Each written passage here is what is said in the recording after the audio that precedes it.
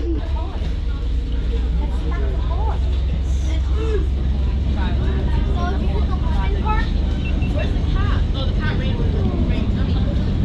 the station.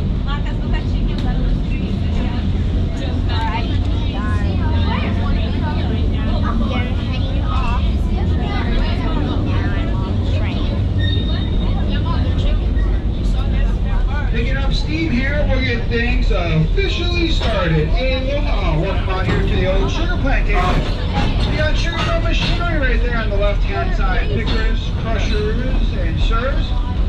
Now this is an old sugar plantation that opened up back in 1855.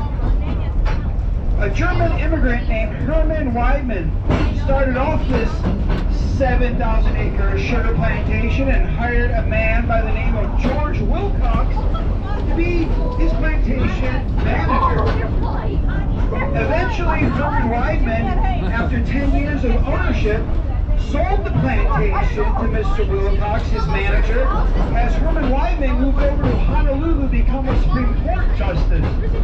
When Mr. Wilcox took over the 7,000-acre sugar plantation, he was able to use his engineering knowledge to irrigate the water that falls on top of the mountains behind the plantation down to the lower lands to create a very successful sugar plantation, eventually getting enough money to buy out the neighboring plantation, merging two plantations together.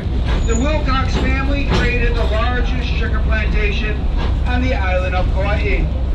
That's why the beautiful mansion was constructed over there to the left. The mansion was built to be the largest house on the island to match the largest sugar plantation. In 1935, at the time of its completion, it only cost $60,000 to build the largest house on the island. These days, the mansion no longer is the largest house on the island, but anybody can walk through the front door. So no longer is it a single-family home, but a working, living mansion valued over $12 million. If you walk through the front door, you'll discover a restaurant and bar on the first floor. Venture up the old wooden staircase, you'll see that bedrooms have been converted into gift shops. Monday through Saturday, you can explore the old Wilcox Mansion, have a rum tasting next door at the rum company, but we super appreciate you guys coming out here on a Sunday and take a ride on the railway. We are traveling on 36-inch hand-laid narrow gauge tracks. These train tracks were hand-laid out about 20 years ago. Because they were hand-laid out 20 years ago, not a part of the original Sugar Days, right across the street on the right where our new Domino Safeway Shopping Center is now located, that's where the train used to roll, but where the tracks were laid out in 1917 over there. Every sugar plantation on the island of Kauai had their own railway system. But you don't see many railways these days as you drive around the island because there's no more sugar plantations. The last sugar harvest at this plantation was 1971. The last sugar harvest on the island of Kauai was 14 years ago now, 2010. So now no more sugar being grown for commercial value whatsoever here on the island. So all the old sugar plantations have now been converted into other agricultural grounds or cattle ranching for the most part here on the island of Kauai. For us here at the old plantation, we have a mixture of both. A whole bunch of agricultural goods being grown out here with a side of cattle ranching. I'm sure most of you guys have noticed the banana plants growing on the left since we've been back here. Bananas come from Peru. Gotta have some sugar here, being an old sugar plantation. So you got Hawaiian sugarcane growing on the right. You know that's Hawaiian sugarcane because it's purple in color. Purple sugarcane was introduced to the island by the Polynesians. Captain Cook noted in his journal from afar that he could see rows and rows of beautiful purple sugarcane growing before he ever set foot here on the island of Kauai. Whether you want to experience some fresh sugarcane juice, sugarcane stalks, some fresh bananas, these are reasons to get out there to a farmer's market while visiting the island. Monday through Saturday, farmers markets take place all throughout the island. You can get out there and get a little cultural shopping experience, support local farmers, try some produce you've probably never seen or heard from before. No, just blow your taste buds away. Most of the fruits that you will now see in our orchard that we have entered here on the left, most of the fruits that grow here in our orchard you'll find at a farmer's market. But then we have a select few of very unique fruits you won't find anywhere else, probably on the whole island. For our fruit orchard is a science experiment.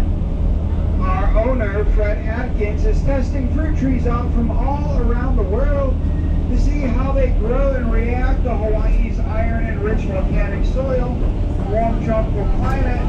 So if we ever had to become self-sustainable one day in the future, that white bark tree from Mexico is called Mama Zapatos. When you crack open one of those Mama Zapatos, it's going to have a creamy inside that tastes just like flan. The short little round trees passing you guys in the open air car by there, those are from northern China and eastern China, for those are lychees. The red and green leaf tree passing you by there on the left come from Brazil. That is an apple tree. With a small little tree with oranges growing on it from India is a mandarin orange tree. The mandarin orange tree from India gives you cuties, clementines, halos, basically any small variety of oranges you find in those sacks out there in the produce section. They're all really mandarin oranges, no matter what the name says. Mandarin oranges grow in all sorts of different sizes, so you can always give them a little bit different names. You got pineapples in the far left back there. Those giant plants emerging out of the ground are pineapple plants. Pineapple plants come from Australia. Pineapples used to be a major crop here in the islands, like sugar. And just like sugar's left the islands, so is pineapple. Only 2 pineapple plantations left in the state. One in Maui, one in Oahu. With only 2 pineapple plantations left, every pineapple grown in Hawaii stays in Hawaii. No more are they sent to grocery shelves to stock in the mainland, just here in Hawaii. So if you're a lover of pineapples, enjoy as many as you can while you're visiting the islands. We got the best in the world. And the only place you're going to find Hawaiian pineapples is here in the islands. Exiting the fruit orchard for a little bit. We got our cattle ranch on the right, but we want to check out first the coconuts that are growing here on the left. These are all Samoan coconut trees. Samoan coconut trees are the smallest coconut trees in the world, dwarf coconut trees. As you can see from this cluster in the front passing me by right now, how small these guys just might actually grow. No ladder, no climbing needed. Just walk over there, reach up and snag one of those green coconuts down that are naturally enhanced with electrolyte water on the inside thanks to Mother Nature. Out there at farmers markets is where you're going to find somebody with a machete cracking open coconuts to throw a straw into. We keep the cows around here to pay tribute to the ranching days that were attempted. Towards the end of the sugar days, sugar was getting quite expensive. They continue to try to produce out here. So a couple of the sugar plantation owners wanted to try to convert their land from sugarcane to cattle grazing. Cattle grazing takes up just as much land as it takes to grow sugar, but no manpower. Just let the cows loose. They do all the work themselves, grazing away. But as you can see in our cattle ranching area, all the really good grass is very short. Turns out it doesn't rain enough here on the island in the lower lands to grow grass fast enough for cows to graze on. So only 2 families stuck around to raise grass-fed beef for local establishments here on the island, where everybody else packed up shop and said, I guess it's not going to work. We're going to let everybody disembark the train that wants to get up close and personal to our animals and give them their last feeding of the day. Pigs, cows, horses, donkey, we got them all. Some of the animals are very friendly that you can actually hand feed and pet them. That would be the cows, the horses, the donkey. The pigs that are down below, they're very aggressive. Please do not try to hand feed or pet a pig. We'll give you guys some food to throw out there to the pigs. The food that we give you guys for the pigs is only for the pigs, not for the horses or the cows. Different food for the horses and cows. Pigs, they got their own stuff. If you want to feed the animals, we're going to go ahead and exit the train now. Oh, they're coming. They know it's time to eat.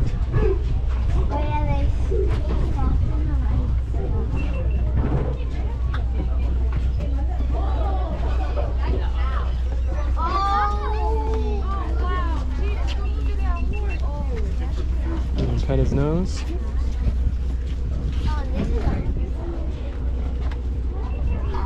This is for the Pigs only. This is pig food. So the tortillas is for pig? Just for the pigs. Tortillas for pig only, guys. Tortillas for pigs only. Okay.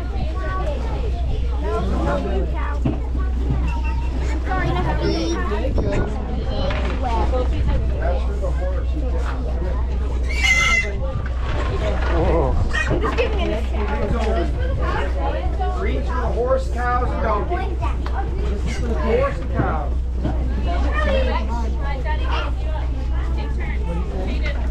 Horse and cows, the green stuff, white stuff for the pigs only.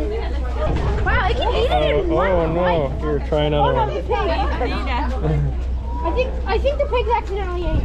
Oh.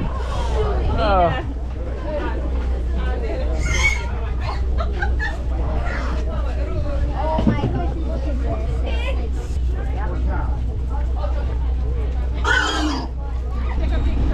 Poor little baby.